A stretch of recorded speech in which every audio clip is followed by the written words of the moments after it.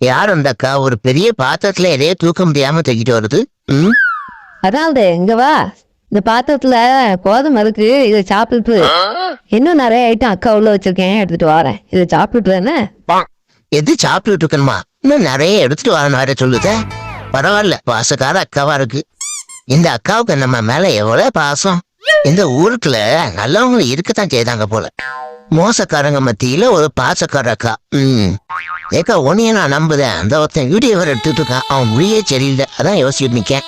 அதனால இதுலயும் கோதுமை தான் இருக்கு. இந்தா வேணா மோந்து பாரு, கோதுமை தான். எல்லாம் உனக்கு தான், திருப்தியா சாப்பிடு. பயப்படாத, தைரியம் வந்து சாப்பிடு. விஷம்லாம் கலக்கல. இந்தா சாப்பிடு. ஏக்கா நான் பாட்டுக்கு பெசாட்டி வந்து சாப்பிட்டு இருப்பேன். நீ வேற விஷம் கலக்கலன்னு சொல்லிட்டியா? எனக்கு வயத்தை வேற கலக்குது. இப்பதான் எனக்கு விஷம் இருக்குமோன்னு ஒரு டவுட்டே வருது.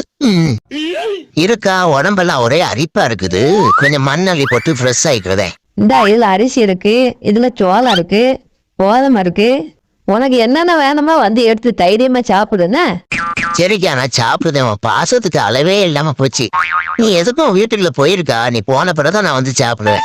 நான் நல்லவன் தான், எனக்குள்ள ஒருத்தன் இருக்கான். அவன் எப்ப மிருகமா மாறுவான்னு சொல்ல முடியாது.